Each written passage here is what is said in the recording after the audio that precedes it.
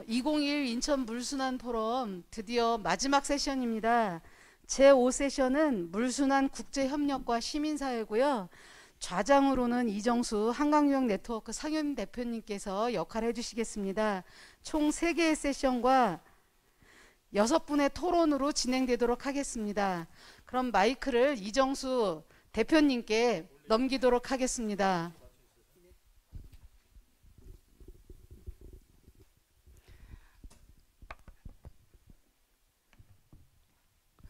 예, 안녕하세요. 이정수입니다. 오늘 이틀 마지막 세션인데요. 고생 많이 하셨고요. 플로어에 참여하고 계신 분들도 토론에 적극적으로 참여해 주시길 부탁드리고요. 오늘 지금 이 세션은 국제협력 부분과 시민사회가 어떻게 국제협력을 해나갈 것인가는 부분에 대한 이야기를 하게 될 건데, 세 분의 발표를 들으시고 6분의 토론을 듣겠습니다. 근데 오늘 특별히 두 분의 외국분이 오셔서 특별히 아마 우리가 생각하고 있는 국제협력에 한국의 의제라고 하는 부분들을 좀 이야기를 하게 되면 그분들이 생각하고 있는 혹은 또 한국과 국제협력 물 관련 부분에서 국제협력 부분에서 구체적인 이야기를 좀 들을 수 있지 않을까 하는 그런 기대를 하게 됩니다. 예, 그럼 먼저 서울대 한무영 교수님 모시고 국제청소년 빗물 네트워크 구상과 관련한 이야기를 좀 듣도록 할 텐데요. 아마 한무영 교수님은 잘 아시겠습니다만 빗물 박사로 널리 알려져 있고요. 특별히 청소년들 관련해서 빗물 관련한 네트워크를 좀 만드는 것, 특히 또 인천 지역에서 적용해 볼 수 있는 이야기를 중심으로 해주실 거라 기대합니다. 고맙습니다. 네, 반갑습니다. 소개해 주셔서 감사합니다. 안녕하세요. 여기 봐야 되나요? 여기 봐야 되나요? 여기요? 예.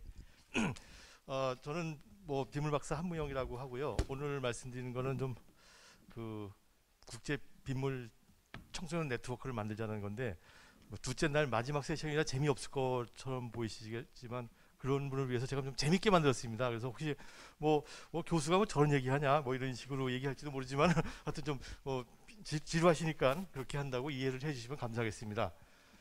우선 저는 뭐 서울대학교 건설환경공학부 교수로 있고, 뭐 그 물과 생명의 대표, 국회 물포럼 부회장, 그리고 대통령 직속 국가물관리위원회 위원 뭐 등등 많이 했습니다. 그래서 올해 8월달에 정년이에요. 그래서 정년에서는 여태까지 연구를 많이 했지만 앞으로는 연구보다는 이제 홍보나 확산을 좀 많이 해야 되겠다 그래가지고 하늘물 TV라는 그 유튜브도 만들고 이렇게 있습니다. 그러면 오늘 제목이 물순환과 국제협력과 뭐 물순환의 국제협력 그리고 시민사회라고 했는데, 목차를 그럼 어떤 분야로 하는 것이 좋겠느냐라는 문제, 그리고 제가 빗물을 얘기했는데 왜 빗물인가, 또 왜 청소년인가, 왜 한국이 주도해야 되는가, 그리고 BTS라는 내용을 한번 제안하고요. 그리고 민천 시민에 대한 제안을 한번 해보겠습니다. 아마 제가 발표를 잘하면 제안을 받아주실 것이고 발표를 못하면 제안을 안 받을 것 같은데 한번 보겠습니다. 자, 물순환 국제협력입니다. 어떤 분야를 하는 게 좋은가? 물이니까 물이죠. 물에 대해서는 여러 가지 분야가 있잖아요. 상수도, 하수도, 하천, 물순환 분야, 이렇게 여러 분야가 있는데 이 중에 어떤 걸 했으면 좋겠느냐. 그런데 한계가 있습니다. 시민단체는 돈이 없잖아요. 또 시간도 많이 할 수가 없어요. 기술 수준도 너무 높지 않습니다. 낮은 수준. 그리고 유지관리비를 계속 대야 되는데 시민사회가 그걸 돈을 확보할 수도 없고, 그리고 지속 가능성에 대해서도 계속 할 수 있는지, 그리고 대상 국가는 우리 선진국이랑 협력을 하려고 그러는 건지 아니면 후진국이랑 그 협력을 하려고 그러는지, 이거에 대해서 한번 얘기를 해보고 싶습니다. 근데 시민사회가 장점이 있습니다. 열정이 있어요. 그리고 인원 동원이 가능합니다. 그리고 이제 문화적인 접근이 가능합니다. 그리고 지속 가능하고, 연령층이 어른부터 아이들까지 다양하고, 또 제일 좋은 건 대한민국의 교육열이 있다는 것, 그리고 아이디어가 있고, 또 이제 공무원들이 하는 거는 실수하면 안 되는데 우리 시민들이 하는 건 좀 실수 좀 용납이 됩니다. 또 재밌게 하고. 그래서 이제 이런 시민사회가 뭘 해야 되고 그 한계가 뭐고 장점이 뭐고를 보고 나서 그럼 목표를 하자. 시민사회에서 할 것은 물은 물인데 우선 돈이 조금 들어야 되죠. 적은 비용에 들고, 그리고 빨리 해야 돼. 그리고 그쪽에서 꼭 필요한 걸 해줘야 되겠죠. 그리고 선진국과 후진국에 다 같이 한번 영향을 미쳐보자. 그리고 문화로 접근하고 재밌게 하자 하는 것이 이제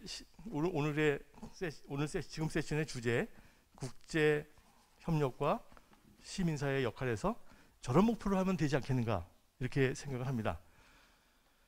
자, 그러면 왜 빗물인가? 사실 기후위기로 나타나는 현상은 물 문제가 있습니다. 홍수, 가뭄, 물 부족, 그리고 단수 또는 뭐 싱크홀 이런 것들이 전부 다 기후변화로 나타난다고 신문에 많이 나오잖아요. 이런 물 문제가 있습니다. 그리고 또 불 문제가 있습니다.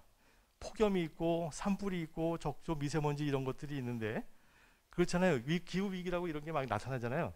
근데 이걸 가만히 보면은 전부 다 빗물과 관련돼 있어요.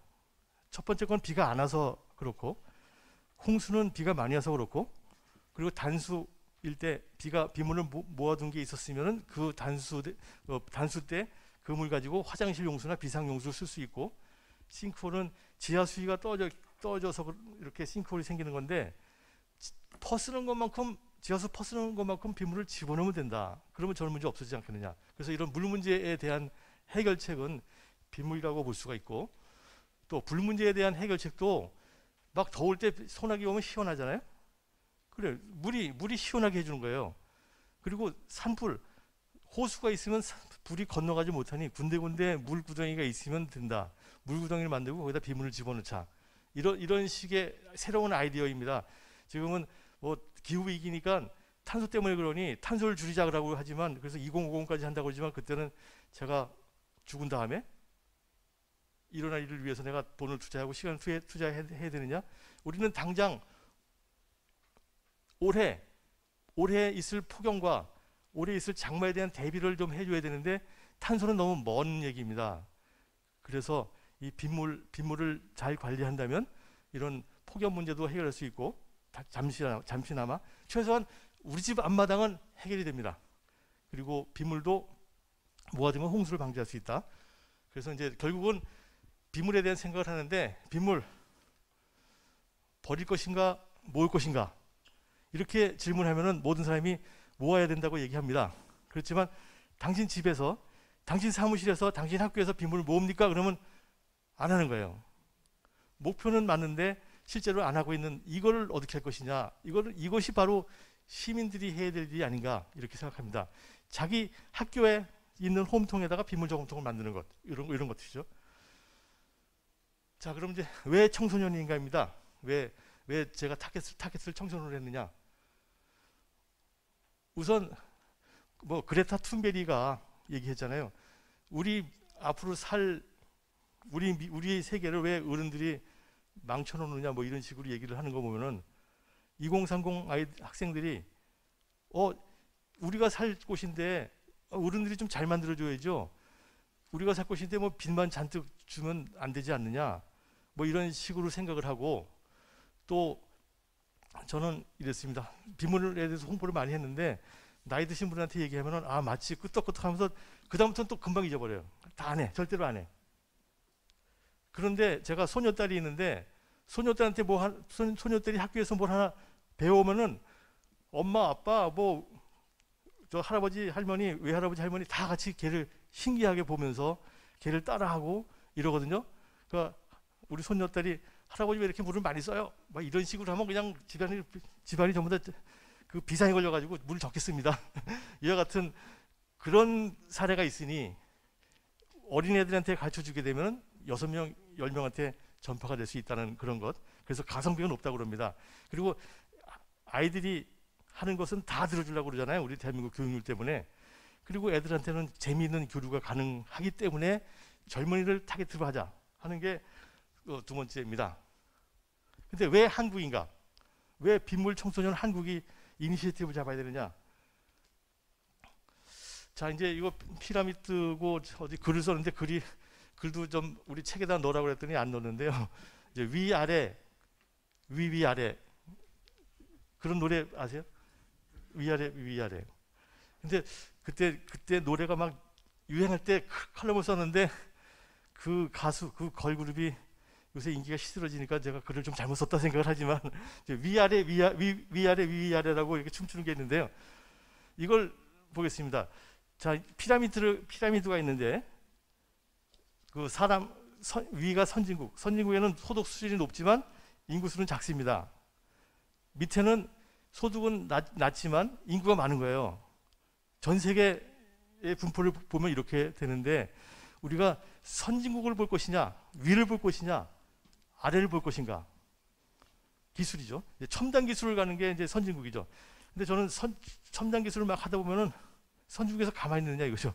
선진국에서도 열심히 개발하니까 그쪽에서는 또 다른 뭐 자본이나 아니 힘으로다가 밀고 나오기 때문에 참 선진국에서 기술을 독점하고 하기는 참 어렵지 않나 생각을 합니다. 그래서 밑을 보자. 밑을 보면은 개도국의 사람들이 물이 없어가지고 쩔쩔매고 그러는데 그 개도국에다가 최고급의 상수도 시설 갖다 깔아줬을 때는 그 사람들한테 감당을 못하는 거예요.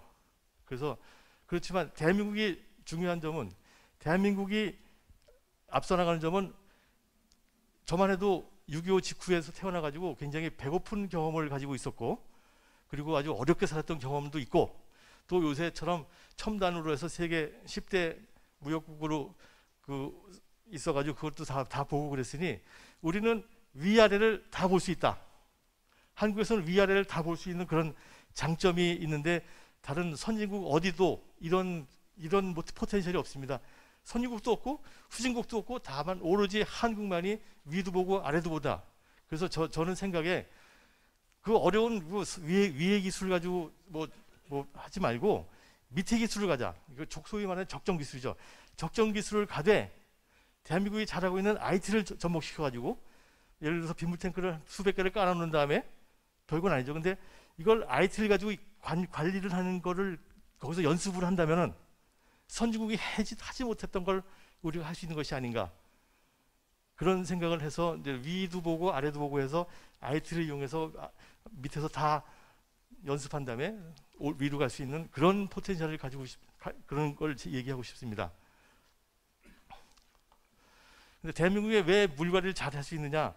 저는 지구를 살리는 빗물의 비밀이라는 제목의 칼럼을 썼는데 그 비밀이 있습니다. 우리 대한민국만이 갖고 있는 지구를 살리는 비밀이 바로 이 동자에 들어갔다고 볼 수 있습니다. 이 동자는 뭐 여기 무슨 동이죠? 인천에 무슨 동 다 뭐 명동 뭐 이렇게 했는데 동자 뭐 모든 동네가 동자로 끝나는 거예요. 사람들이 이상하다고 그래요. 그래서 보면은 동자는 물 숫자하고 같을 동자가 합한 것이다 해서 저는 여기서 아주 커다란 물 관리의 의미를 찾았습니다. 첫 번째, 마을을 만들거나 도시를 만들 때 가장 먼저 생각해야 될 것은 물이다. 그렇잖아요. 제일 먼저 나오잖아요. 동네 할 때 제일 먼저 나오는 게 물자다. 두 번째는 같은 마을 사람들은 같은 물을 이용한다. 이런 생각을 하는 거죠. 그러니까는 뭐 쉽게 얘기하면은 한솥밥을 먹으면서 누가 거기다 재를 뿌리는 사람이 있겠습니까? 자기만 많이 먹자고 막 그냥 퍼가는 사람이 있겠습니까? 그래서 이것은 같은 마을 사람들은 같은 물을 이용하는 공동체 의식을 얘기하면서 물을 절약하고 그리고 물을 수시로 오염하지 말라는 무언의 뜻이 여기 담겨 있다고 저는 이렇게 해석을 했습니다. 세 번째는 개발 전과 후의 물 상태는 똑같이 해야 된다. 뭐 개발한 후에 골프장이 만들어진 다음에 홍수가 난다고 하는데 골프장을 만들거나 말거나 개발 전과 후의 물 상태는 똑같이 하라는 뜻이 여기 담겨 있고요. 그리고 마지막은 어떤 마을에 강도 없다고 했을 때 강도 없고 뭐 저수지도 없다. 근데 그 마을에 유일하게 엄청나게 쏟아지는 그 빗물 그것이 유일한 그 소득원이라고 생각하고 그걸 관리를 잘해라. 그래서 분산형 빗물 관리라는 그 뜻이 여기 있다고 얘기를 합니다. 그리고 그래서 저는 이것이 바로 물 관리의 비밀이고 미국에서 홍수나고 떨쳐맬 때 이 숫자, 그 동자만 가르쳐준다면은 그 사람들이 깨달을 거라고 생각이 됩니다.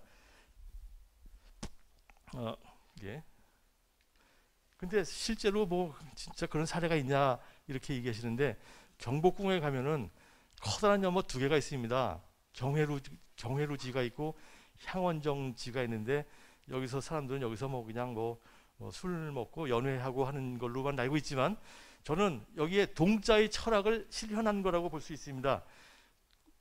대궐을 질 때, 북악산 기슭에 대궐을 질 때 지붕이 덮여지니까 비가 빨리 내려가니까 청계천에 홍수가 나기 때문에 그거 미안하니까 그걸 대비하기 위해서 이렇게 연못을 파준다. 그리고 북악산 기슭에 비가 오게 되면 지하수로 침투가 되는데 지붕을 덮어놓으니까 침투가 안 되는 거예요. 그래서 지하수위가 떨어져. 그거 미안하니까 저렇게 저루지를 만들어가지고 지하수를 충전시킨다.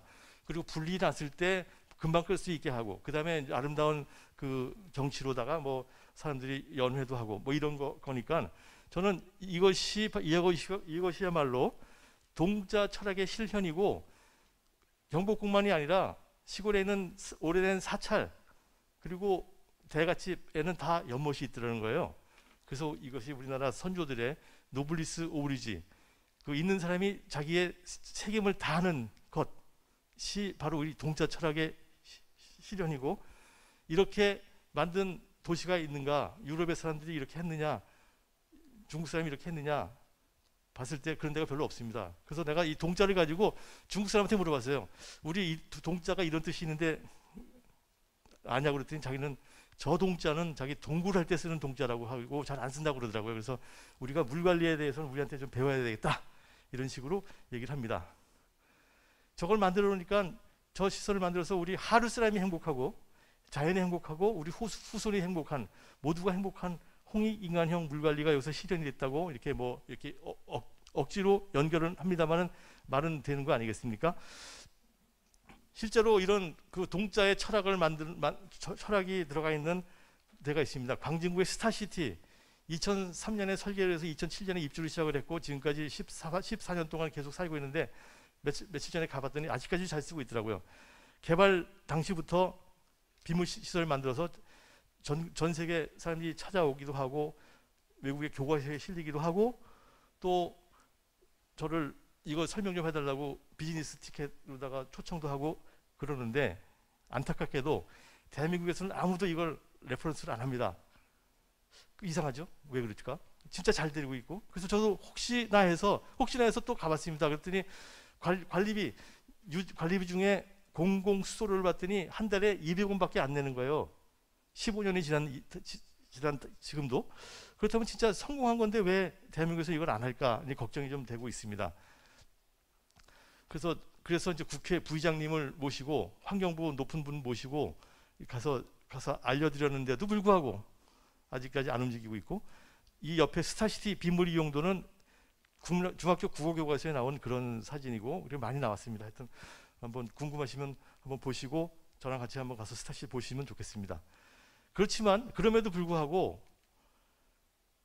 광진구와 서울시에서는 빗물 이용 시설을 만들게 되면 용적률 인센티브를 주겠다라는 조례가 있어서 그걸 좀 많이 이용을 하는데, 아마도 그걸 받기만 하고 일은 제대로 안 하는 것 같아요. 하여튼 조례는 돼 있습니다.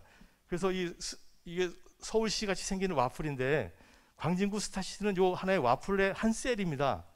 요 한 셀에서 아주 모두가 행복한 물관리가 가능했으니, 그리고 그걸 조례로 만들었으니 다른 셀도 다 이렇게 똑같은 적용만 하면은 돈 안 들이고도 잘할 수 있지 않느냐. 그래서 서울시에서 이렇게 조례를 만든 게 전국에 한 100개 정도의 시군에서 조례를 만들었습니다. 부평에서도 전에 와서 한 10년 전에 가서 강의를 했지만 조례가 만들어졌는지 또는 만들고 잘 쓰고 있는지는 잘 모르겠습니다만은, 하여간 앞으로 시작하기 위한 좋은 그 백그라운드는 된다고 생각합니다. 제가 20년 전에 비물을 시작을 했어요. 그때 비물을 시작하면서 요 세종대왕의 이 그림을 보고 From the First, 세계 최초로 비물 관리를 시작한 나라이니 세계 최고가 되자라는 목표를 가지고 한 20년 했는데 거의 이제 최고에 전하는 대로 최고로 가고 있다고 생각합니다. 이 생각 자체가, 사람들은 안 따라오지만 생각 자체가 이렇게 되고 있으니, 그리고 일부 좋은 사례가 있으니 여러분 같이 훌륭한 분들이 따라만 오시면 큰 문제 없을 거라고 생각이 돼서 그렇습니다. 그리고 이제 그 치구기를 갖다가 제가 바누아투라는 데가 있어요. 그 남태평양에 일본과 미국과의 싸움을 할 때 최전선에 바누아투 공화국이 있어요. 그래서 전쟁 끝난 다음에 여기에 평화의 공원을 만들었는데, 평화의 공원에 제가 치국의 모양을 만든 저걸 갖다 놓고 비를 제막을 했는데, 왜 평화하고 치국이랑 무슨 상관이냐? 있습니다. 그 20세기는 석유와의 전쟁이라면 21세기는 물과의 전쟁이라고 얘기를 하지요. 물과의 전쟁, 서로 물 분쟁일 때 여기다 빗물을 생각을 안 하는 거예요. 빗물을 잘 받아 쓴다면은 그런 분쟁이 없어질 테니 빗물 관리만 잘하면 물에 의한 전쟁을 줄일 수 있다. 빗물 관리는 어떻게 하느냐? 뭐 수치를 재해지 관리죠. 보니까 1441년 세종대왕께서 처음으로 빗물 관리를 시작했던 그런 사례가 있으니 빗물 관리가 세계 평화의 지름길이다 라고 가서 발표를 했더니 모두들 기립박수는 해주시는데, 동영상이니까 아마 비대면이니까 기립박수는 안 하실 것 같으면 하여튼 BTS가 나왔습니다. 요새 전 세계적으로 앞서가는 사람들인데, 저는 이 BTS와 비슷한 다른 BTS를 제안합니다. BTS 아세요? 모르시죠? 요거 한번 동영상 좀 돌려주시겠습니까? 한 3분짜리 동영상을 보겠습니다.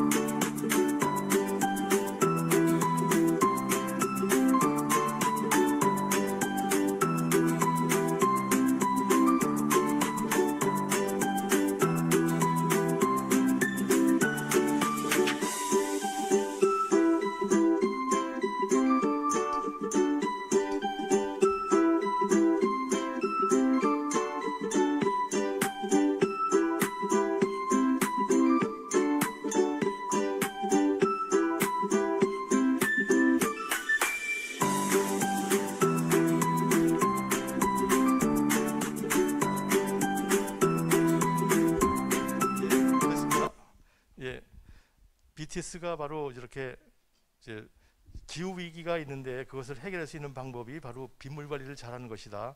이걸 알고 그걸 여러 사람한테 알려주고, 그러면 학생들이 액티비티를 하면서 다른 학교 학생들 그리고 마을 전체 사람들한테 알려주는 이런 것을 하는 것을 저는 BTS라고 얘기를 하고, 뭐 비슷한 걸 또 스리랑카에서도 이제 시작을 해봤습니다. 스리랑카에서도 이렇게 학교에 커다란 빗물 탱크를 만들고 그 빗물 탱크에 학생들과 선생님과 학부모들이 나와서 예쁜 그림을 그리면서 또 전통적인 자기의 전통의 그 옷을 입고 그런 퍼포먼스 하는 것을 보고 다들 재밌으면서 빗물의 중요성을 새로 아는 거예요. 이렇게 해서 스리랑카에도 BTS가 있고 베트남도 BTS가 있고, 이런 걸 각 나라마다 다 만들자. 대한민국도 만들고 전 세계로 만들자. 그래서 제가 시위라고 있습니다. 스톡홀름의 워터위크에서 그 국제 물주관인데요. 여기에 이런 거를 제안했습니다. 글로벌 유스 레인워터 네트워크 이니시에이티브. 국제 청소년 빗물 네트워크를 만들자. 그것을 이름하여 치국이 네트워크라고 하자. 그래서 8월 26일 날 제가 발표를 하게 돼 있습니다. 여기에 이제 사람들 찾고 있는데 지금 베트남도 나왔고 스리랑카도 있고, 그런데 대한민국이 빗물의 종주국으로서 안 나오면 안 되지 않느냐. 그래서 이제 자꾸 찾고자 합니다. 그래서 인천에서 혹시 BTS를 만들 의향이 있으신지, 그래서 인천에 레인스쿨을 만들고 BTS 한 팀만 만듭니다. 뭐 다 했으면 좋겠는데 우선 바쁘니까 8월 26일 날 발표할 수 있는 팀을 하나 만드십시오. 학생들이 뭘 하냐면은 빗물과 관련된 물이나 빗물에 관련된 과학, 문화, 예술 활동을 하는 거예요. 한 달 동안. 그리고 그 내용을 동영상으로 만들고, 그래서 8월 26일 날 혹시 좋으면은 선발해가지고 좋으면 그 발표 자격을 드리고, 좋지 않으면 보고 외국에서는 어떻게 하는지 보고 내년을 타겟으로 해서 하면 되지 않겠느냐. 마침 똑같은 걸 8월 30일 날 수원에서 이제 BTS 컨테스트를 합니다. 8월 26일 날 했던 팀과 대한민국의 팀들을 모아서 수원에서 이런 컨테스트를 하니 인천에 한 팀 나와서 인천의 자랑, 인천의 전통과 인천의 역사 문화를 함축시키고 그걸 비와 연결된 걸 하면 얼마나 좋겠냐 해서 제 제안을 합니다. 아까 의원님도 계시고 또 뭐 많은 최혜자 회장님도 계시고, 그러니 왜 인천 왜 못하느냐 이렇게 하면 좋겠습니다. 그래서 이제 빗물을 모아서 인천을 사랑하고 빗물을 모아서 지구 사랑하고, 여기에 국제 이니시에이티브의 한가운데는 대한민국 세종대학의 치국이가 있다는 것. 이상으로 발표 마치겠습니다. 감사합니다. 네, 한무영 교수님 감사합니다. 수고하셨습니다. 예, 아마 토론 시간에 우리 최혜자 대표님과 또 김병기 의원께서 지금 한무영 교수님이 제안하신 부분에 대해서 조금 이야기해 주시면 좋겠다 이런 생각이 들긴 합니다. 제가 그 발제하신 분한테 시간 제한을 드리지 않았는데요. 아마 대충 맞게 하시는 것 같습니다.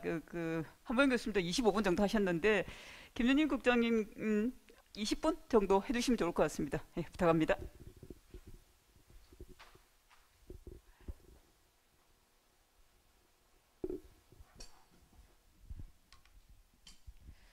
네, 오늘 물 분야 국제협력 활동 방향을 국가 의제 개발에 좀 중점을 두어서 오늘 발표를 할 한국물포럼의 김윤진 사무국장입니다. 반갑습니다.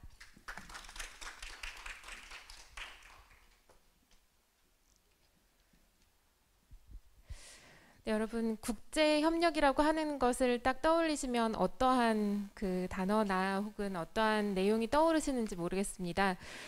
지금 사실 방금 전에 한무영 교수님께서 말씀 주셨던 너무나 훌륭한 빗물 관리의 그런 사례들도 우리나라뿐만이 아니라 국제사회에서 많이 파급되고 그 효과를 인정받는 것이 어떻게 보면 국제협력의 하나의 성과로서 자리 잡을 수 있을 거라고 생각이 되는데요. 이러한 분야별 혹은 주체별로의 이런 다양한 국제협력 활동들을 효율적으로 하려면 저희가 어떠한 방법론으로 어떠한 기조를 가지고 해야 되는지에 대한 약간 근원적인 그런 말씀을 오늘 이 발표를 통해서 좀 나누어 보고자 합니다. 국제협력이라고 했을 때 지금 떠오르는 그런 정의가 각각의 그 개인별로 또는 이제 경험에 따라서 좀 다르시리라 생각이 되는데요. 국제협력은 보통 국제사회 공동의 목적을 달성하기 위해서 각 이해 당사자 이익을 해하는 행동을 지양하고 그리고 협상과 조정을 통해서 상호 이해를 근본으로 공동의 가치를 추구하는 것입니다. 조금 추상적인 단어로 이렇게 나열된 정의이긴 한데요.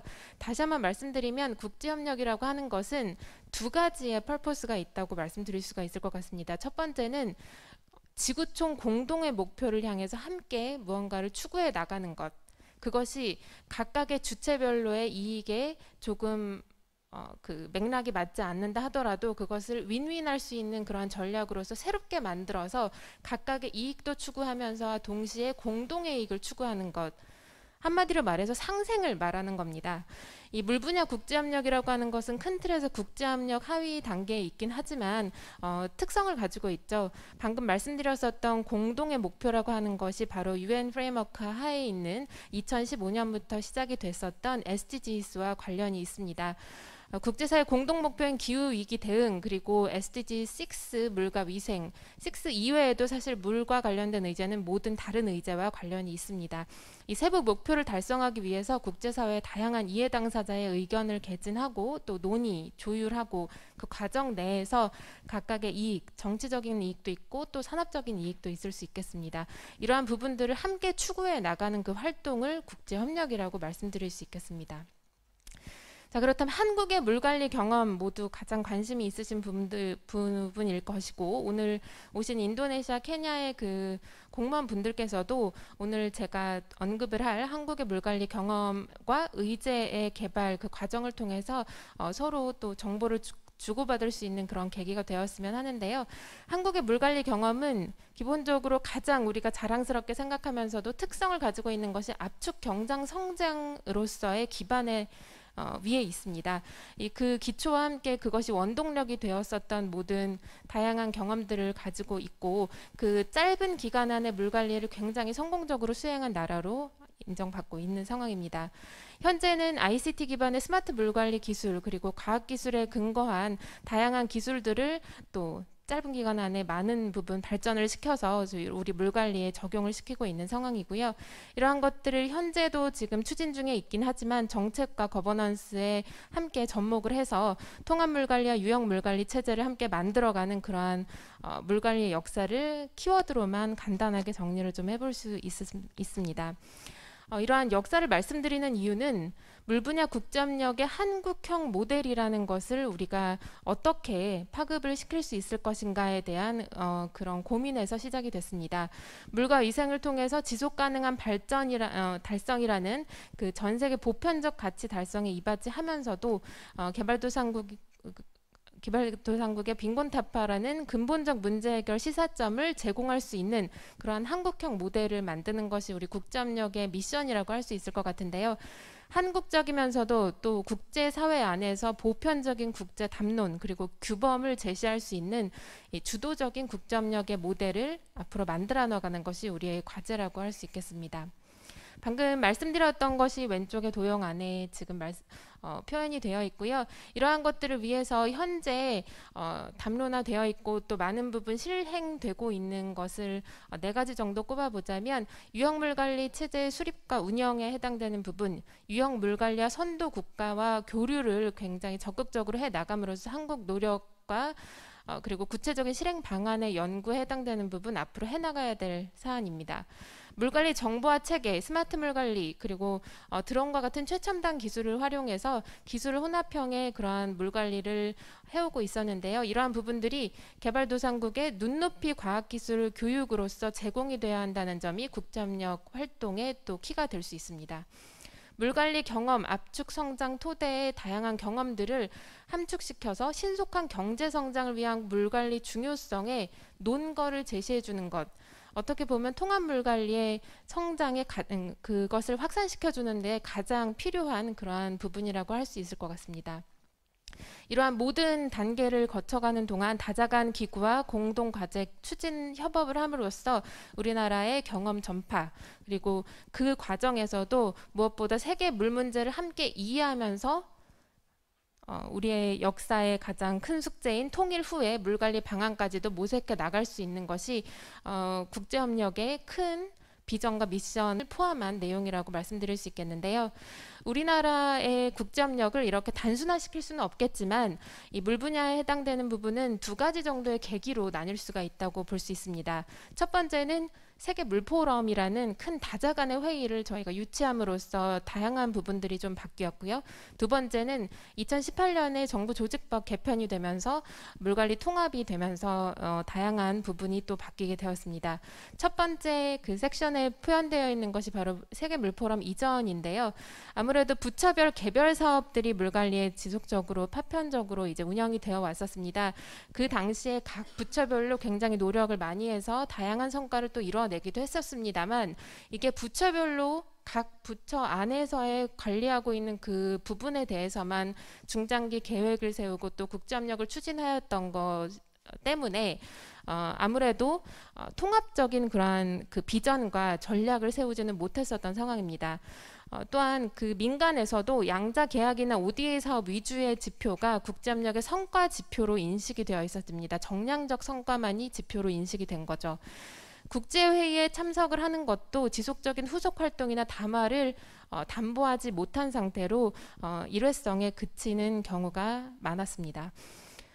세계 물포럼이라는 그 행사가 사실 행사가 아니었습니다. 2년 반 이상의 그 시간을 들여서 저희의 물 분야의 다양한 이해 당사자들이 모두 모여서 이것을 하나의 담론으로 이뤄나가고 주제와 그리고 실행력을 함께 논의해 나가는 그러한 거버넌스의 기반을 닦는 그러한 계기였다고 생각할 수 있을 것 같은데요.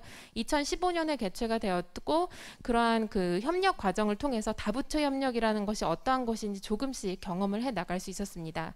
그 후속 조치로 대한민국 국제물주관이라는 행사도 생겨 있고요.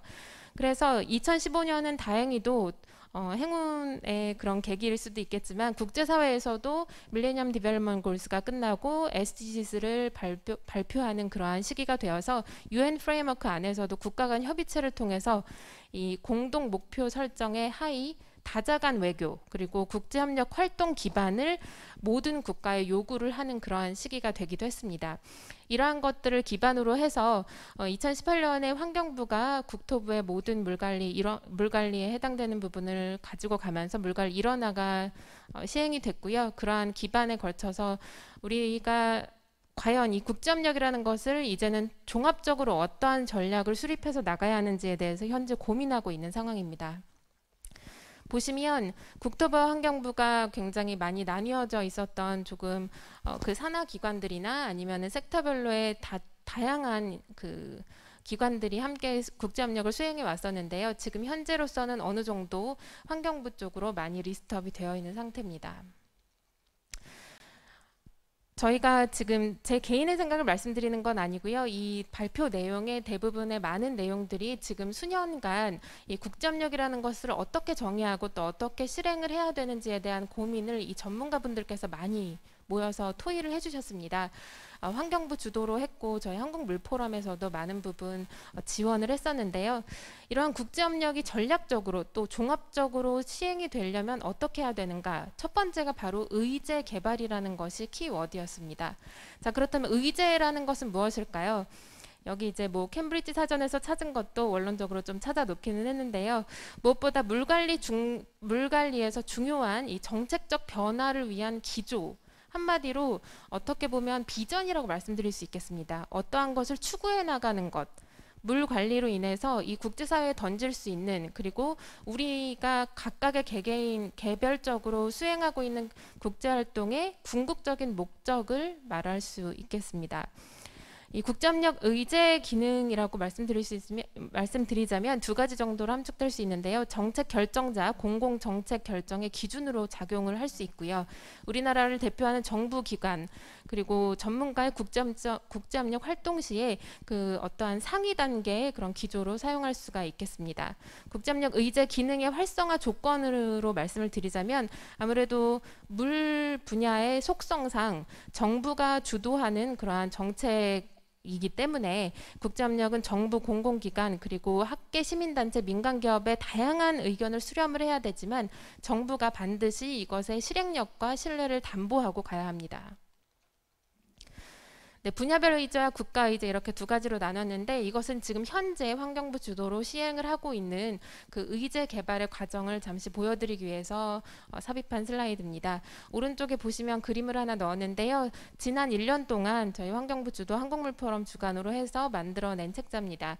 다양한 분들을 모시고 분야별로 또 국제협력을 위한 주요 의제를 설정했어야 맞는데 이제 작년에 코로나 시기도 겹치고 해서 저희가 실제로 연락이 닿는 분들 위주로 해서 한 80여 분 정도 함께 논의를 해주신 것의 결과라고 보실 수 있겠습니다. 총 6개의 주제로 구별을 해서 분야별로 어떠한 의제를 가지고 국제사회 내에서 한국의 역할을 하고 또 물 분야가 발전할 수 있는지에 대해서 정리한 책자입니다. 향후에 저희가 오늘 참석하신 분들께도 온라인으로 일렉트로닉 버전 함께 공유 드릴 수 있도록 하겠습니다. 네, 의제를 정하는 것이 왜 이렇게 중요하냐라는 것을 이 표로 말씀드릴 수 있을 것 같은데요. 아까 말씀드렸다시피 의제는 비전을 말합니다. 즉 우리가 무엇을 추구하는지를 알아야 다양한 각계각층에 있는 국제협력의 활동가들이 실질적으로 활동을 하실 수가 있는 상황이고요. 이러한 비전 설정이라는 것은 함께 만들어서 공감대가 형성된 상태로 발표가 되어야 된다는 것이 큰 골자입니다. 물 분야의 의제 개발을 하는 데 있어서의 체계를 3가지 정도로 구별을 해봤습니다. 코어퍼레이션 아젠다라고 해서 실질적으로 국제사회 내에서의 각 주체별로의 협력 아젠다, SDGs도 있을 것이고 휴먼 라이츠, 클라이밋, 소시오, 서큘러 이코노미, 그리고 바이오다이버시티, 거버넌스, 테크놀로지 파트너십 이 모든 것들이 사실상 공통 그 이네이블러라고 말씀드릴 수 있을 것 같고요. 글로벌 워터 아젠다, 실질적으로 그 워터 아젠다라는 것이 또 따로 있겠죠. 섹터별로, 분야별로 다양한 그 아젠다들이 또 있습니다. 이러한 것들을 접목시켜서 한 국가의 워터 아젠다, 국가 아젠다를 만드는 것이 저희의 지금 행하고 있는 그러한 과정의 결론입니다. 1단계, 2단계, 3단계 나누었는데요. 일단 먼저 의제 개발이라고 하는 것은 현재 글로벌 패러다임이 어떤 것인지에 대한 정확한 분석을 하고 나서 우리나라의 강점이 또 어떤 것인지에 대해서 함께 논의해 볼 필요성이 있습니다. 이 논의 안에는 반드시 다자간 모든 이해 당사자들이 함께 포함되어야 합니다. 오늘 이제 후에 토론을 하실 시민사회의 역할이 이러한 그 모든 이해 당사자들 안에 포함되어서 어떠한 의견을 수렴해서 또 그것을 확산시켜 나갈지가 큰 숙제일 것 같습니다. 현황과 특성을 분석한 이후에 우리나라 대한민국 의제 후보안을 도출을 하고 이 도출하는 그 과정에서도 다양한 그 우리나라의 강점 중에서 어떠한 것을 대표적으로 밀 것인지에 대한 논의도 함께 고민을 해야 되는 상황이고요. 3단계에서 우리나라 국가의제가 확정이 되고 무엇보다 가장 중요한 것은 이것을 만드는 데 그치는 것이 아니라 이것이 실질적으로 많은 사람들로 하여금 확산이 될 수 있게 실제로 활용을 할 수 있게 하는 제도적 그리고 체계적인 뒷받침이라고 또 말씀드릴 수 있겠습니다. 이 부분이 이제 실질적으로 우리가 지금 행하고 있는 그 분야별 의제를 통해서 전체적인 통합 의제를 만들어가는 그런 도식인데요. 6개 정도의 그 분야를 나누어서 이 분야별로의 국가 의제를 만들어내고 그리고 그것을 모두 통합한 하나의 비전을 만들어내는 작업을 2021년부터 실행할 예정입니다. 네, 이 부분이 조금 전 잠깐 소개해드렸었던 분야별 의제 책자에 나와 있는 그 키워드와 분야별 의제 실질적으로 전문가분들께서 논의해주신 결과입니다. 제가 일일이 언급하지는 않도록 하겠습니다. 네, 이렇게 해서 지금까지 설명드렸었던 모든 그 국가 의제에 대한 필요성에 근거해서 지금 약 2년 주기로 분야별 주제를, 분야별 의제를 도출해내고 그것을 지속적으로 검토해가고 점검하는 그 체계를 만들어서 이것이 순환적으로 2년마다 계속 업데이트가 되는 과정을 만들려고 계획하고 있는 상황이고요. 그것에 더해서 국가의제라고 하는 것이 물 분야의 특성상 자주 이 기술과 정책이 바뀌지 않는다는 점을 고려해서 국가의제는 약 5년 주기별로 계속해서 업데이트해 나가는 그러한 체계를 만들어가는 것이 저희 이제 환경부가 주도해서 만들어가고 있는 이 물 분야 국제협력 의제 설정의 계획이라고 말씀드릴 수 있겠습니다. 이렇게 해서 지금 물 분야 국제협력에 대한 부분을 좀 간단하게 사실은 이제까지 많은 담화가 있었고 또 논의가 있었는데 간단하게 좀 소개를 드렸는데요. 두 가지 정도 저희가 임플리케이션으로 가질 수가 있을 것 같습니다. 과연 이 각각의 개별 대상 혹은 이제 국가 대상으로 하는 그러한 그 사업을 발생시키는 국제협력의 의미에서 훨씬 더 포괄적이고 그리고 체계적이고 전략적인 그러한 계획을 수립해야 된다는 것에 모두 공감하고 계시리라 생각이 되는데요. 따라서 지금까지 물 분야의 계획은 있었지만 물 분야 국제협력의 종합계획이라는 것은 없었습니다. 이러한 부분이 수립이 필요하다는 것에 대해서 지금 의제 개발을 통해서 다시 한번 계속해서 상기를 하고 또 체감을 하고 있는 상황입니다. 물 분야 국제협력을 수행하는 모든 정부, 기관, 기업, 시민단체 등을 대상으로 정책 기조, 국제사회 패러다임 분석을 제시하는 물 분야 국제협력 전략을 포함한 종합계획 수립이 필요하다는 것이 이번 의제 개발을 또 강조하면서 저희가 꼭 말씀드리고 싶은 부분이고요. 그리고 두 번째, 일관된 체계화의 물 분야 국제협력 의제 개발이 지속적으로 제도적으로도 좀 이 지속성을 확보할 수 있는 그런 담보할 수 있는 그런 체계가 필요하다는 것도 말씀드릴 수 있겠습니다. 축적된 담화 속에서 정보, 지식, 경험을 토대로 해서 만들어내는 의제들은 실질적으로 같은 분들이 또는 더 확대된 분들이 함께 해주셔야 가능한 부분이고요.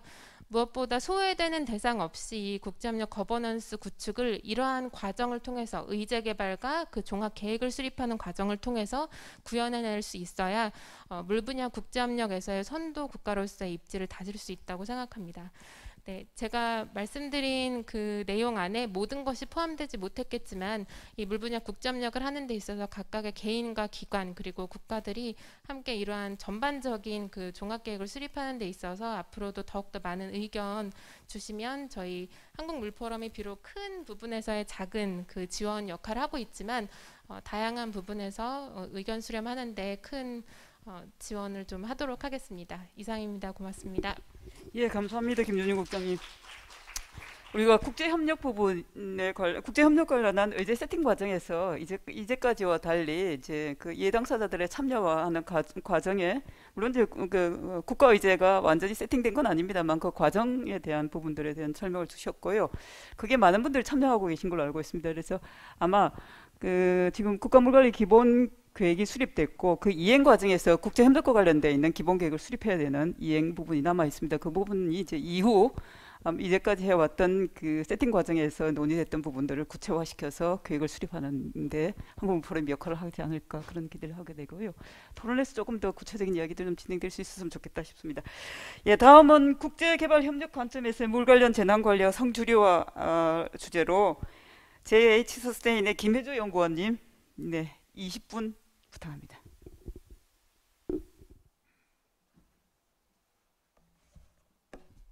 네, 안녕하세요. 저는 이번 세션에서 물 관련 재난 관리와 성주류화라는 주제로 발표를 하게 된 김혜주입니다. 우선 발표에 들어가기 앞서서 저에 대한 소개를 먼저 해드리자면 저는 JH 서스테인에서 연구원으로서 국제개발협력, 그 중에서도 환경과 젠더를 중점적으로 연구를 하고 있고요. 환경과 물 ODA의 젠더 관점을 통합할 수 있도록 사업을 기획하고 관리하는 것을 담당하고 있습니다. 제가 이번 발표에서는 물과 젠더가 어떠한 관련이 있는지 살펴보고 물 관련 재난이 어떻게 성불평등과 관련이 있는지 그 원인과 결과에 대해서 이야기해 보려고 합니다. 또 그 다음으로는 효과적인 재해 관리를 위한 전략으로서 성주류화를 제시하고자 합니다. 우선 제가 이 주제를 가지고 온 이유부터 말씀을 드리자면 물과 여성은 매우 밀접한 관계를 가지고 있는데요. 그 중요성에 비해서 국내에서는 아직 연구가 많이 없고 담론 역시 활성화되어 있지 않은 상황입니다. 더더군다나 이와 관련된 논의가 있긴 하지만 그 워시라고 불리는 식수와 위생 분야에 한정이 되어 있고요. 따라서 오늘 기회를 통해서 물 관련 재해와 젠더 간의 관계를 중점적으로 다뤄보고자 하였습니다. 우선 보시면 전 세계 여성 노동 시간의 60%는 물과 관련한 곳에 쓰이고 여성과 아동이 물을 구하기 위해서 쓰는 시간은 하루에 약 2억 시간으로 추산이 됩니다. 그 이유는 대표적으로는 이제 남반구와 북반구를 막론을 하고 여성이 남성보다 2배 이상의 가사 노동을 수행하기 때문인데요. 아프리카의 경우를 보시면 그 성인 여성과 소녀들이 물을 깃느라 3시간 이상 10km 정도 가량이 되는 양동이를 들고 걸어야 하고, 이로 인해서 소녀들이 정규 교육과정에서 배제가 되기도 합니다. 이렇게 물을 계속 찾아내고 사용하는 일을 여성들이 전담을 해오면서 물의 질이나 신뢰도가 같은 그 상당한 지식을 얻게 되었는데요. 그러나 물과 여성의 관계는 대부분 가정 내 영역으로 제한이 되어 있고, 지역사회 내에서 물 관련 정책을 만드는 조직과 같은 공적 영역에서 여성의 참여는 매우 제한되어 있습니다. 저희가 재난 영화를 보면은 이제 여성이나 뭐 아이를 먼저 구하는 모습이 나와 있는데, 현장에서는 사실 현장의 상황을 보면은 사실은 그렇지 않다는 것을 알 수 있습니다. 유엔의 통계를 보시면 재해가 발생하면 여성과 아동은 남성에 비해 사망할 가능성이 14배가량 높은 것으로 나타났고요. 그 예로 1991년 방글라데시 사이클론 발생 당시에 사망자 90%가 여성이었고, 2004년에 쓰나미 발생했던 인도양 쓰나미 역시 당시 사상자 70% 이상이 여성인 것으로 확인이 되었습니다. 그뿐 아니라 경제적으로도 여성이 더 많은 타격을 입고 있고요. 따라서 이는 한두 가지의 사례가 아니고 전 세계 지역을 막론하고 전 세계에서 공통적으로 발생하는 현상이며, 저희는 왜 이러한 현상이 발생하는지 생각을 해볼 필요가 있습니다. 그 원인을 분석하기 위해서 제가 방글라데시의 사례를 가지고 왔는데요. 이것은 그 사이클론과 같은 물 관련 재해가 빈번하게 발생하는 방글라데시의 지역에서 여성이 안전한 장소로 대피하지 못한 이유에 대해서 설문을 조사를 한 연구 결과입니다. 제가 3가지 항목으로 분류를 했는데, 첫 번째는 사회적 규범이나 인식, 두 번째는 사회적 역할, 세 번째는 사회적 위치입니다. 우선 사회적 규범이나 인식, 그 동그라미 부분부터 보시면 가장 많은 응답이 있었던 것은 긴 치마 때문에 움직임이 불편하였다. 그리고 남성 가족 구성원보다 강하지 않았다인데요. 이것 같은 경우에는 신체적인 것으로 이유로 보일 수 있지만, 사실은 여성이 긴 치마를 입어야 하고 통념적으로 남성보다 강하지 않다는 사회적인 인식을 가지고 있기 때문에 이런 일들이 발생하였다고 분석을 할 수가 있고요. 그 다음으로는 네모를 보시면 가장 많은 응답을 얻었던 것이 그 가축 및 가정 내 중요 물건을 보호하고 가족 친지들이 집에 오길 기다렸던 것, 또 어린아이를 챙겨야 했던 것 역시 가산 관리나 돌봄 노동을 수행해야 했던 그 여성의 사회적 역할로부터 기인하였다고 분석할 수 있습니다. 그리고 세모를 보시면 긴급 상황에서 결정을 내리지 못하고 조기 경보 시스템에 접근이 어려웠고 또 혼자서 밖으로 나갈 수 없다는 응답이 있었는데요. 이는 이제 주로 의사결정권이 남성에게 있고, 또 공적 영역에서는 여성이 남성보다 사회적인 지위가 낮기 때문에 이러한 결과가 발생하였다고 분석을 할 수 있겠습니다. 따라서 이런 사회적 규범이나 인식, 역할이나 위치가 재해에 있어서 여성과 남성에게 다르게 영향을 준다는 것을 알 수 있고요. 또 젠더라는 개념이 이 여성과 남성의 몸 자체를 주목하기보다는 그 몸에 부착된 사회적인 역할이나 차이를 드러내기 위해 사용된다는 것을 이 사례를 통해서 이해할 수 있을 것 같습니다. 이것은 젠더와 재해의 영향이 상호작용하는 것을 이해하기 위한 개념적 틀인데요. 간단히 설명을 드리자면, 외부로부터 들어오는 그 위험 요소는 같지만 사회적인 요인, 방금 저희가 방글라데시에서 사례에서 보았던 것 같은 사회 경제적 지위라던가 의사결정권이라던가 사회적 역할, 이런 요소에 의해서 노출도나 취약성, 대응 역량이 결정되고 궁극적으로는 재해 영향이 다르게 나타난다는 것을 알 수 있습니다. 그럼 이제 구체적으로 어떻게 여성이, 특히 개발도상국의 여성이 더 많은 타격을 입었는지 살펴보자면 다음과 같습니다.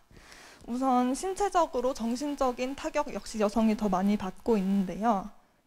재해 이후에 사적 공간의 확보가 어렵기 때문에 그런 상황에서 이제 여성들은 대소변을 해결하기 어렵거나 위생용품을 교체하기 어려운 상황을 직면을 하게 됩니다. 따라서 이로 인해서 요로 감염이나 질병에 노출이 되게 되고요. 또 어떤 지역의 경우에는 여성이 가족이나 친지가 아닌 남성과 접촉이 불가하기 때문에 대부분의 구호 인력이 이제 남성인 상황에서 어려움을 겪고 사망이나 부상의 확률이 높아지게 됩니다. 또 다른 이유로는 그 돌봄 노동과 같은 무급 노동이 재해 이후에 더 가중이 되고 더 경제적으로 더 불안정하기 때문에 특히 여성이 더 불안정하기 때문에 정신적인 스트레스가 과중되어 정신질환에 취약하고 여성의 자살 시도 또한 급증한다는 것을 알 수 있습니다. 그리고 마지막으로는 이제 산모의 경우에는 모자보건 체계가 재해 이후에 붕괴가 되는데요. 이 때문에 모성 사망률이 높아지고 또 대피소의 경우에는 여성용품 보급이 어려워서 관련된 질환이 증가하게 됩니다. 안전 부분을 보시면 대피 과정이나 대피 후에 주변 환경이 매우 혼잡하고 보안이 낮아지기 때문에 성희롱이나 강간과 같은 성폭력이 급증을 하게 되고요. 또 대피소를 경비하는 경비원 분들이나 민병대가 생필품이나 시설물 이용을 빌미로 대가성 성관계를 요구하거나 심지어는 생존을 위한 성관계를 요구하기도 합니다. 또 아까 화장실에 가다가 이제 여성분들이 성폭력을 당하는 아까 그 대피소에서 대소변 해결이 어렵다고 말씀을 드렸는데 특히 여성분들이 이제 밤에 화장실을 가다가 성폭력을 당하는 경우가 많아서 여성들이 그 공공 화장실을 사용을 꺼리는 경우가 발생을 합니다. 그렇기 때문에 이러한 질병에 노출이 되는 것이고요. 또 어떤 경우에는 이재민 캠프에 있는 여성이 성폭력을 당했다고 경찰에 신고를 했는데 신고를 받고 출동하였던 여성이 재차 해당 여성에게 성폭력을 가한 사례 또한 있었습니다. 또 경제적으로 이제 재해 이후에 경제적으로 어려워지기 때문에 가족 구성원들이 생계를 이어나가기 위해서 결혼 지참금을 받고 어린 아이를 강제로 혼인을 시킨다거나 성매매에 연루시키는 사례가 있습니다. 사회적인 영향 부분을 보시면 우선 노동의 경우에는 인프라가 붕괴되기 때문에 기존의 가사 노동을 담당하고 있는 여성이 물깃기나 식료품 구하기 등에 더 많은 2배, 3배 이상의 시간을 투자를 해야 하는 경우가 발생하고 또 보육시설이나 병원 같은 공공시설이 체계가 무너진 상황에서 이들을 돌보아야 하는 돌봄 노동 또한 2중 3중으로 가져오게 됩니다. 따라서 이런 노동량의 압박을 받아서 그 본인이 기존에 영위하던 경제 활동에 중대한 영향을 미치고 일자리를 잃는 경우가 발생을 하게 되고요. 그리고 두 번째로는 교육 부분인데요. 여성 가족 구성원들의 노동량이 증가하는 게 이제 결국에는 아이들, 특히 여자 아이들에게 전가가 되고 이로 인해서 또 방금 말씀드렸던 것 같은 그 조혼이나 성매매로 인해서 여자 아이들이 학교에 가지 못하고 정규 교육 시스템에서 배제되는 상황이 발생하게 됩니다. 그리고 재해가 발생하면 어떤 상황에서는 이주가 권장이 되는데 이주가 권장이 되는데 경제적, 사회적 조건이 맞지 않거나 안전상의 이슈가 있기 때문에 이주에 어려움을 겪기도 합니다. 경제적인 부분을 보시면 사실 재해가 발생했을 때 재정적인 손실을 입는 것은 여성과 남성 모두 마찬가지지만 토지나 재산권에 여성의 경제적 권리가 보장되지 않는 경우 나라가 많기 때문에 이런 여성의 경제적 피해는 더 장기적으로 이어지게 되고요. 또 지원비 역시 대부분 가구 단위로 지급을 하기 때문에 직접적으로 여성에게 지원이 가지 못하는 경우가 발생을 합니다. 물 관련 재해는 아니지만 우리나라에서도 비슷한 사례가 있었는데요. 작년에 코로나19로 인해서 재난지원금을 이제 가구별로 세대주에게 지급을 하였죠. 참고로 우리나라 가구주의 70%는 남성입니다. 따라서 별거 죽인 가정이나 결손 가정과 같은 경우에 여성이 재난지원금을 받지 못하고 전혀 받지 못하는 사례가 발생을 하였는데요. 뭐 대부분의 재난 상황에서 이러한 상황들이 발생을 하게 되고 개발도상국의 경우에는 이러한 일들이 발생을 하면 정말 이에 따른 피해가 생계적으로 치명적인 영향을 미칠 정도로 막중한 피해 사례가 있습니다. 이렇게 젠더와 재난 간의 상관관계는 매우 명확하고 그로 인한 피해 역시 막중한 상황이나 이런 문제점을 정확하게 파악하고 해결할 수 있는 바탕이 되는 데이터는 매우 적은 상황입니다. 또 다른 쟁점은 여성의 역량 부분인데요. 이렇게 여성이 사회적으로 소외되고 배제되는 것으로 인해서 더 많은 피해를 입기 때문에 정책 결정 과정에서 여성은 그저 취약한 수동적인 존재로 취급당할 수 있지만 사실 기회가 주어진다면 효과적으로 역할을 수행할 수 있는 주체적인 시민이라는 것 역시 재해관리 측면에서 중요하게 고려해 봐야 할 부분입니다. 인도네시아의 사례를 보면 알 수 있듯이 재해 이후에 여성들이 이제 대응이나 복구 과정에서 적극적으로 참여를 하지만 마찬가지로 의사결정 과정에서는 배제가 되고요. 또 그로 인해서 이제 부차적인 위험 상황이 발생하는 경우가 생기게 됩니다. 또 여성은 주 생활 무대가 가정이나 지역 사회이기 때문에 미시적이고 관계적인 정보를 풍부하게 가지고 있어서 여성을 적극적으로 구출 과정에서 활용을 한다면 더욱 신속한 구출 그리고 효과적인 재해 대응을 할 수 있습니다. 따라서 여성을 취약한 피해자에서 특정한 역량을 가진 시민으로 인식하는 사고의 전환이 있다면 앞서 말씀드렸던 것과 같은 성불평등적인 결과를 대폭 감수할 수 있다는 것을 알 수 있습니다. 이렇게 앞에서 소개했던 내용을 이 개념 틀에 다시 갖고 와서 적용을 시켜보면 효과적인 재해 관리를 위해서는 정책과 개입에 대한 결정을 내리기 전에 해당 영역에서 이러한 젠더 역학관계가 젠더가 미친 다양한 요소, 그러니까 벤 다이어그램의 중간 지점이 되겠죠. 그 부분에 대해서 정확하게 파악해야 한다는 결론을 내릴 수 있겠고요. 또 이 부분을 해결해야지만이, 왜냐하면 재사망자의 70% 이상 여성이고 또 사회 경제적으로도 여성이 더 많은 피해를 입기 때문에 이런 부분을 벤 다이어그램의 중간 부분을 해결해야지 재해 관리 또한 효과적으로 이루어질 수 있다는 것을 알 수 있습니다. 그 방법론으로서 저는 성주류화를 제시하고자 하는데요.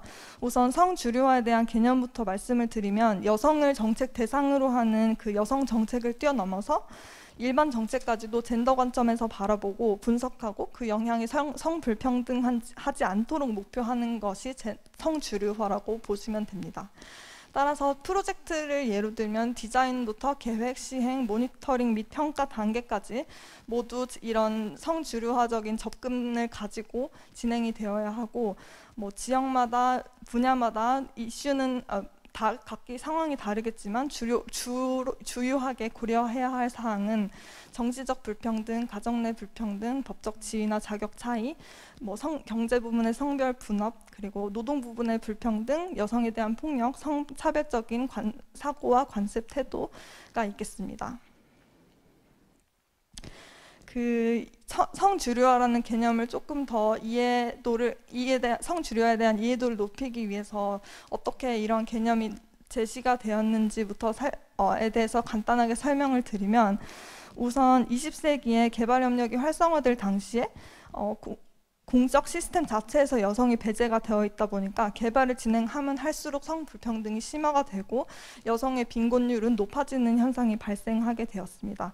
이에 개발에 여성을 포함시키자는 Women in Development라는 전략이 제시가 되었고, 그 이후에는 더 나아가서 구조적인 불평등을 해소하자는 Gender and Development, 그리고 한층 더 나아가서 이제 모든 단계의 젠더 관점을 통합하자는 Gender Mainstreaming, 즉 성주류화라는 전략이 제시가 되었습니다.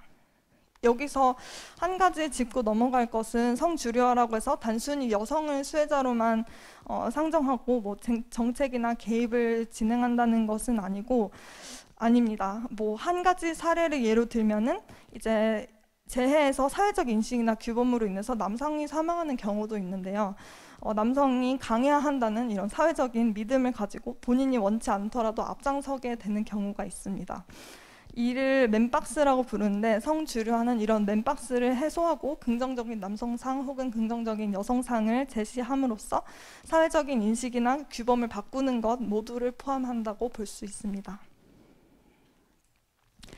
재해 위험 관리에 있어서 성주류화는 이와 같은 방식으로 이루어질 수 있는데요.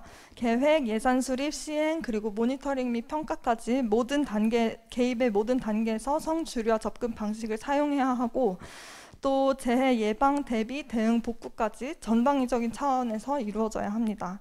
또 이는 여성과 남성의 평등한 자원 통제 및 의사결정권, 접근, 참여, 정책적 혜택 이러한 전제하에 동등한 여성과 남성의 동등한 전제하에 이루어져야 합니다.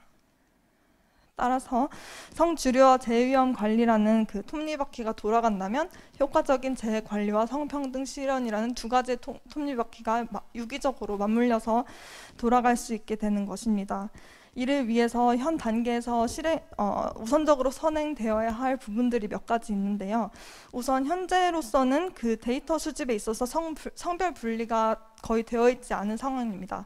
사망자가 있다고 하더라도 그것이 여성인지 남성인지 이런 기초적인 데이터부터가 분리가 되어 있지 않은 상황이라서 이런 젠더와 재해에 관계가 있다는 것은 매우 확실하지만 그거를 정확하게 해결을 하기 위한 데이터부터 확보를 해야 하는 실정입니다. 또 두 번째로는 효과적인 재해 관리가 지속 가능할 수 있도록 성인지 감수성이 모두에게 보유가 되어야 하고요. 또 마지막으로는 성주류화에 대한 담론 확산인데요. 앞서 제가 잠시 언급했던 것처럼 우리나라에서 성주류화에 대한 인지도 자체가 매우 낮은 상황이기 때문에 이를 실제로 적용 가능하고 이행할 수 있도록 끊임없이 다양한 분야에서 전문가가 다 같이 논의를 해야 합니다. 따라서 앞으로 이러한 담론이 확산되기를 바라며 오늘의 발표를 마치도록 하겠습니다. 예, 김혜주 연구원님 감사합니다. 정말 흥미로운 발제 감사합니다. 공부가 많이 되셨죠? 사실 우리 물 관리 부분에 물 영역에 의사결정 부분에서 여성의 참여라고 하는 게 거의 뭐 없지 않습니까? 그러니까 물의 이용이라는 측면에서 보면 주류가 사실 여성이 물을 이용하게 되는데 물은 산업용수 부분 빼고요. 그럼에도 불구하고 우리나라뿐만 아니라 국제적으로도 물과 관련된 의사결정 부분에 여성의 참여라고 주류가 아니라 여성의 참여라고 하는 부분까지도 대단히 취약한 부분인데요. 오늘 그 부분에 대해서 우리 다시 한번 좀 더 생각해보게 되는 그런 시간이 됐습니다. 네, 이제 토론 시간인데요. 그 토론하실 분들 다 자리에 좀 나와주시면 앉으시면 좋겠습니다. 발제해 주신 세 분은 그냥 자리에 앉아 계시고 나중에 토론하고 난 다음에 대한 그 코멘트나 또는 질의 응답하시는 부분은 그 자리에서 아마 다시 이야기하실 수 있을 거라 보여지고요. 이 지금 발제 좀 빼주시면 좋을 것 같습니다. 예, 그 인천광역시 김병기 의원님, 폐워터 박상영 박사님, 유네스코 오혜재 선임연구 전문가님, 예, 미스터 요가, 미스터 빅터, 예, 최자 대표님, 예, 다 오셨군요. 오늘 우리가 두 분의 참 중요한 아주 그 귀한 분들을 모셨는데요. 케냐와 인도네시아 환경부 공무원들이십니다. 이분 두 분들은 아마 한국에 지금 그 석사과정 학위과정에 와서 공부를 하고 계시는 분들인데요. 아무래도 아직 한국어는 익숙하지 않아서 우리 박상영 박사께서 두 분 토론하는 내용을 토론하실 겁니다. 그러니까 통역해 주실 겁니다. 그래서 서로도 그거 하시면 좋을 것 같고요. 예, 그러면 제가 토론하실 분들을 7분 혹은 8분 정도 하시면 될 것 같아요. 7, 8분 하시고 다시 우리 그 발제하신 분들 의견을 듣고 또 추가적으로 의견이 있으면 의견 듣는 걸로 하고 플로어에 의견이 있으시면 의견 듣는 이런 방식으로 진행하려고 합니다. 순서는 책자에 나와 있는 순서대로 토론하도록 하겠습니다. 먼저 인천광역시 산업경제위원회 부위원장님으로 계신 김병기 의원님께 토론 부탁드리겠습니다. 예, 환영의 박수해 주시죠. 예, 안녕하십니까. 인천광역시의회 김병기 의원입니다. 오늘 그 빗물 박사 한무영 교수님의 왜 빗물인가 하고 그 결론으로 빗물모아 지구를 사랑하자 하는 말씀 잘 들었습니다. 그리고 아까 그 제안해 주신 인천에도 메인스쿨과 BITS 한 팀 만들기를 제안하셨는데 제가 이거 갖고 가서 저희 그 환경국의 공무원들한테 검토를 해서 우리 인천시에서도 도입할 수 있으면 도입하자고 제가 전달하겠습니다. 예. 그리고 두 번째로 말씀하신 물 분야 국제협력 활동 방향에 대한 김윤진 사무국장님하고 국제개발협력 관점에서 물 관련 재난관리와 성주류화에 대한 김혜주 위원장님의 발표 잘 들었습니다. 저희가 이제 지금 맡고 있는 소속돼 있는 데가 인천 산업경제위원회인데 저희 상임위 활동이 주로 오늘 주제하고 딱 맞아떨어진 상수도, 하수도, 하천 등 그 물과 관련된 업무를 저희가 맡고 있습니다. 그래서 저희가 그 물 관련해서 그 조례도 제정하고 인천시의 그 예산도 모두 다 저희 상임위에서 수립을 하고 있습니다. 저도 그 시의원이 된 후에 그 하천 살리기 추진단으로 여기 우리 최혜자 대표님하고 최계훈 교수님하고 같이 활동을 쭉 해왔고요. 그래서 그 오늘 그 이런 토론회를 할 수 있도록 예산도 저희 상임위 내에서 제가 주도적으로 수립을 해줘서 지금 이렇게 하고 있게 된 것입니다. 그리고 또한 그 아까 두 번째 발표하신 우리 한국물포럼 김윤진 사무국장님의 그 주제 발표처럼 유역 물관리를 좀 하자 하는 의미에서 얼마 전에 서울시 강서구라든가 경기도 파주, 김포를 같이 겹쳐 있는 우리나라 한강 하구에 대한 관리와 보호를 위해서 지금 한강 하구가 상류에 비해서는 전혀 관리가 되지 않습니다. 그리고 그 난개발, 쓰레기 문제, 생태 보존 등 여러 가지 문제가 많아서 저희가 그 선도적으로 한강 하구 전체 유역 관리를 하자. 그래서 수질 및 생태 환경을 보존하고 체계적으로 관리하자고 해서 한강 하구 보존 관리 조례를 최초로 만들었습니다. 그리고 지금 저희가 이런 포럼을 하고 있고 또 여러 가지 그 시에서도 그 물 순환 상태 평가, 목표 설정, 유지 관리 계획 등을 지금 수립하고 있어서 이게 이제 나오면은 그 결과에 따라서 물 순환 관리 조례안을 발의할 예정입니다. 해당 조례가 발의되면 저희가 그 세밀하게 검토해서 빗물 관리 및 이용 시설, 인천시 물관리위원회 구성, 국제 물관리 협력 등을 포함해서 그 물 순환 정책이 제대로 수립될 수 있도록 저희들도 역할을 하도록 하겠습니다. 그리고 앞으로 향후 물관리 사업을 위한 보조금 지원이라든가 예산 반영, 실천 계획 등을 관계부서하고 논의 잘해서 저희들 위원회 차원에서 건강한 물 순환 인천시가 될 수 있도록 더욱 노력하겠습니다. 그리고 오늘 자장을 맡아 고생하신 이정수와 한강유역 네트워크 상임 대표님께 감사드립니다. 전 이상으로 마치겠습니다. 네, 감사합니다, 의원님. 오늘 의원님 모셔가지고 토론해 주시면서 정말 그 인천시의 특히 물순환 관련한 정책적 부분에 대한 그 제도 개선인 제도나 행재정적 지원이라고 하는 부분에 대한 약속을 하셨거든요. 잘 들으셨죠, 최혜자 대표님? 네, 우리 김병기 의원께서 그 실제적으로 이행을 잘 할 수 있도록 좀 모니터링도 해주시고 또 해주시면 좋겠고요. 특별히 국제협력 관련해서 인천 하천 살리기 추진단이 사실은 우리나라의 하천 관련한 운동 부분에 처음 시작했습니다. 그래서 인천 하천 살리기가 전체적으로 유역이나 지역에서 하천 운동이나 특히 물운동 관련한 좋은 전범으로 활동하고 전범으로 되어 있는데요. 이 부분이 더 확산될 수 있도록 좀 지원해 주시면 좋겠다 이런 생각입니다. 감사합니다. 예, 그러면 안전 순서대로 할까요? 오혜재 선임 전문가님, 유네스코 전문가님 부탁드리겠습니다. 예, 안녕하십니까. 유네스코 한국위원회에서 온 오혜지입니다. 네, 일단 오늘 참석할 수 있게 돼서 너무 반갑고 기쁘고요. 또 발표자 세 분의 그 발표 내용도 너무 유익하게 잘 들었습니다.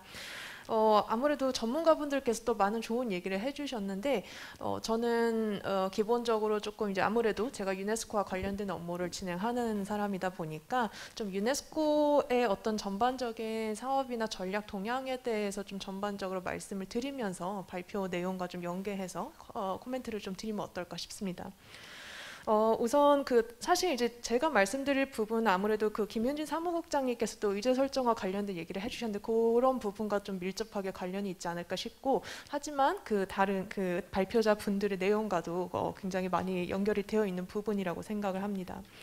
우선 유네스코는 아마 이름은 많이 들어보셨겠지만 저희가 국제기구 중에서도 교육과학, 문화, 커뮤니케이션 분야, 좀 다양한 분야를 아우르는 국제기구라고 할 수 있습니다. 유네스코는 8년 단위로 사업에 대한 전략을 수립을 하고요. 그 중에서 4년씩 또 세부 사업과 예산에 대해서 또 수립을 하게 됩니다. 그래서 현재 지금 2022년부터 2029년까지 유네스코 중기 전략, 이제 8년 단위 전략을 이제 거의 확정 지으려고 하고 있고, 내용 중에 제가 오늘 이제 주제랑 좀 관련된 내용으로 말씀을 드려보자면, 우선 다 잘 아시는 지속가능 발전 목표 SDGs 17개 중에서도 향후 지금 8년간의 사업 이제 이행을 하면서는 그 중에 10개를 우선순위를 둬서 좀 더 주력하자는 의견이 이제 지금 반영이 되어 있습니다. 그 중에 하나가 바로 물과 관련된 6번 목표이고요.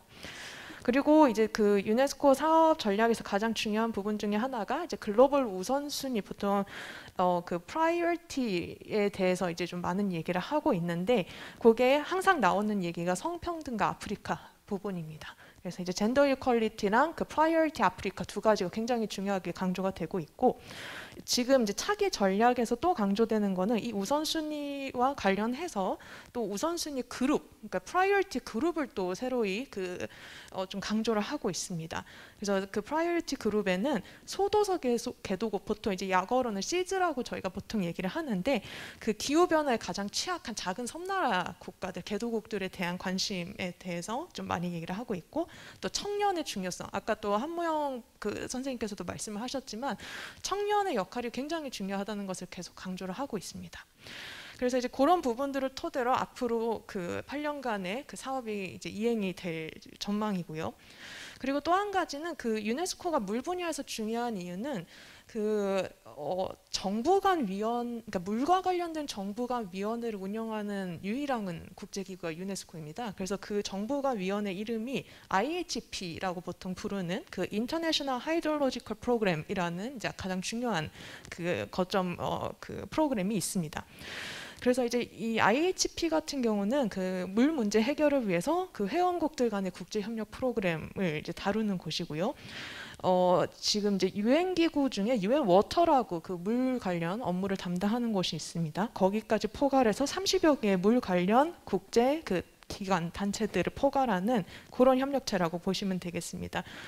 이 IHP는 1964년부터 시작이 되어서 오랜 역사를 이제 가지고 있고요. 특히 이제 중요한 거는 1975년부터 단계별로 보통 7년 정도의 단계별로 물과 관련된 어떤 연구 프로젝트에 대한 계획을 수립하고 진행을 하고 있다는 특징이 있습니다. 그래서 지금 보면 이제 현재 지금 2021년이 해당되는 게 2014년부터 2021년까지 해당되는 8단계 사업이 진행이 되어 왔었고, 주제는 물 안보 강화라는 주제로 이루어졌었습니다. 그래서 이제 이것 또한 지금 9단계 전략, 차기 전략에 대해서 준비를 하고 있는데 2022년부터 2029년까지의 9단계 전략에 대해서 얘기를 하고 있고, 공교롭게도 다음 주에 IHP 정부 간 이사회가 열리게 되는데 거기서 내용이 이제 확정이 될 예정입니다.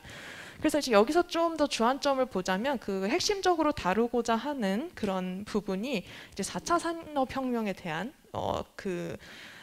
부분들이 강조가 되면서 거기에서 물 교육이 이제 얘기가 될 것이고, 그다음에 데이터 격차, 지식 격차에 대한 얘기, 그리고 좀 지속 가능한 물 관리에 대한 얘기 등이 좀 이제 반영이 될 예정입니다. 그래서 이런 부분들을 봤을 때 사실 얼핏 들어보시면은 굉장히 이제 광범위한 어떤 얘기들 담론이긴 한데요.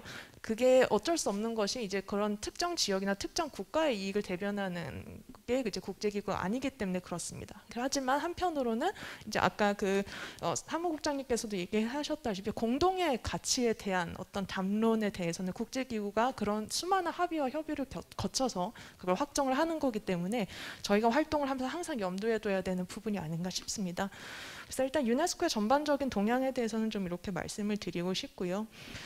일단은 뭐 지금 시간 관계상 제가 이 정도로 말씀을 드리고 또 추가적으로 토론에 대해서 또 발언을 하도록 하겠습니다. 예, 감사합니다.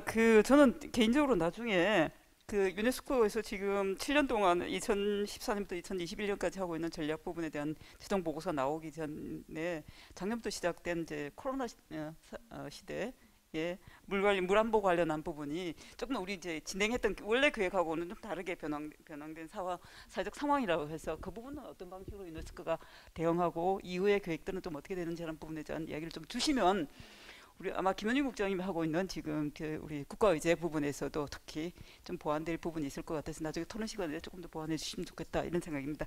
예, 다음은 우리 박상영 박사님.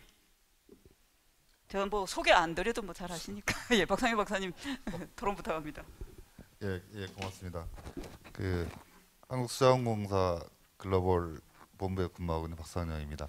저는 지금 한메콩 물관리 공동연구센터에서 지금 근무를 하고 있는데요.